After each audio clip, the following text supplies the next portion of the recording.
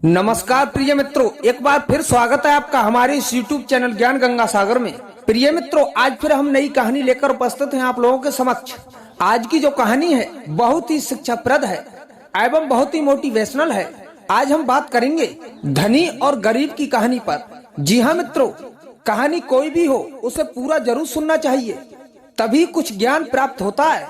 उससे पहले आपसे हमारा एक अनुरोध है, अगर आप हमारे चैनल पर नए मेहमान दर्शक बंधु बनकर आए हैं तो कृपया करके हमारे चैनल को सब्सक्राइब कीजिए, बेल आइकन को प्रेस कर दीजिए, जिससे आने वाली वीडियो सबसे पहले आप तक पहुंचे। और इस वीडियो को ज्यादा से ज्यादा शेयर कीजिए अपने सगे संबंधियों के लिए। तो आइए आपका ज्यादा समय न लेते हुए सीधे बात करते हैं इस कहानी के बारे में। जी हाँ प्रिय मित्रों, दुनिया में गरीब और धनी दो किस्म के लोग रहते हैं। अमीर होने का कभी घमंड नहीं करना चाहिए और कभी गरीब इंसान का कभी मजाक नहीं बनाना चाहिए, क्योंकि समय सभी का अपना अपना आता है। आज मैं आपको एक भाई और एक बहन, अमीर और गरीबी की कहानी बताऊंगा। तो चलिए प्रिय मित्रों, शुरू करते हैं कहानी। इस कहानी से हमें क्या शिक्षा मिलती है।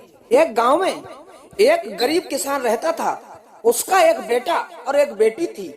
किसान अपने बेटे का विवाह करके कुछ साल के बाद अपनी बेटी का विवाह एक अमीर घर में कर देता है। बेटी बहुत अमीर घर में गई थी। उसके घर में नौकर चाकर काम करते थे। इधर किसान अपने दोनों बच्चों का विवाह करने के बाद इस दुनिया से चला गया। बेटी के घर में धन की कमी नहीं थी। बेटा बहुत गरीब था। किसी तरह खेती मेहनत मजदूरी करके अपने परिवार का पालन पोषण करता था। उसकी पत्नी भगवान भोलेनाथ की बहुत बड़ी भक्त थी। गरीब होने के बाद भी वह भगवान से कोई शिकायत नहीं करती थी। वह थोड़े ही में गुजारा करती थी और अपने परिवार के साथ में खुशी खुशी रहती थी। इधर उसके पति की बहन धन ज्यादा होने के कारण घमंडी थी। वह अपने भाई की गरीबी के कारण उससे कोई रिश्ता नहीं रखती थी। वह उस भाई की बहन अपने धन के घमंड में इतनी चूर थी कि अपने भाई को देखना पसंद नहीं करती थी। धीरे धीरे समय बीतता गया और बहन के ननद की शादी पड़ी। उसने अपने भाई को बुलाया तक नहीं। किसी तरह उसके भाई को पता चल गया और वह भाई बिना बुलाए अपनी बहन के घर शादी में चला गया।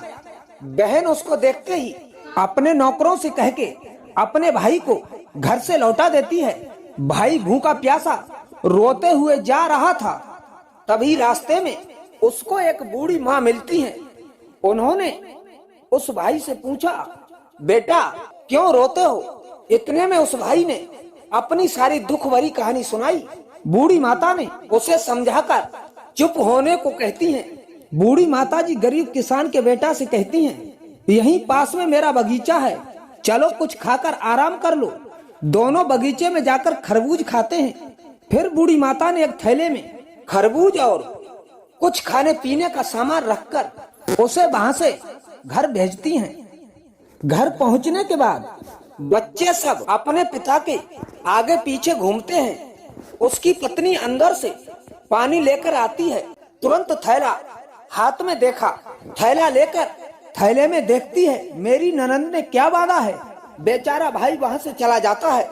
उसकी पत्नी जैसे ही उस खरबूज को काटती है, बच्चों को खाने के उस खरबूज में बीज की जगह हीरे मोती चमक रहे होते हैं। उसे देखकर वह बहुत खुश होती है। फिर अपने पति के पास जाकर कहती है, दीदी को हमारी गरीबी देखी नहीं गई, इसलिए इतना सारा धन दे दिया। बेचारा किसान का बेटा सोच में पड़ गया और किसी से कुछ नहीं कहता है। अब बेचारा वो गरीब भाई बहुत पैसे वाला और धनी हो गया। प्रिय मित्रों, इधर भाई के अमीर होने की खबर उस बहन को पड़ी। वह बहन बिना बुलाए अपने भाई के घर आई। यह देखकर भाई मन में सोचता है, जब मेरे पास धन नहीं था तो बहन मुझे देखना भी नहीं चाहती थी।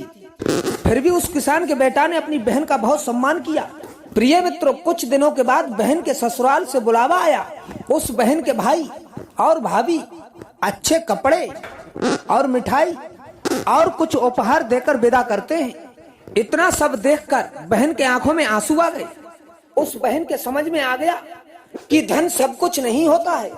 अच्छा दिल और अच्छा स्वभाव होना चाहिए, तभी इंसान बड़ा होता है। गरीबी चाहे कितनी भी होनी चाहिए, लेकिन हौसला बुलंद होना चाहिए। आज उस बहन को समझ में आ गया कि भाई मेरा इतना गरीब था, फिर भी मैंने अपने घर से भगा दिया। उसके बाद मैं जब इसके घर आई तो इसने मेरा बड़ा सम्मान किया, आदर किया। मेरी भाभी ने मुझे नए वस्त्र दिलाए और मुझे सम्मान के साथ अब विदा कर रहे हैं। ये देखकर हमें किसी गरीब का मजाक नहीं बनाना चाहिए। गरीबी के कारण रिश्ता नहीं तोड़ना चाहिए। ना जाने समय कब करवट ले लेता है। अमीर इंसान गरीब हो जाता है और गरीब इंसान अमीर हो जाता है। यह तो सब ईश्वर की लीला है। इसलिए सभी से प्रेम भाव और सभी का सम्मान करना चाहिए। प्रिय मित्रों, यह तो समय समय की बात होती है।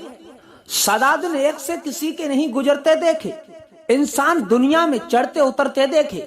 तो कैसी लगी आज की कहानी, हमें कमेंट बॉक्स में अवश्य बताएं। मिलते हैं नेक्स्ट वीडियो में, तब तक के लिए जय श्री कृष्ण, जय श्री श्याम।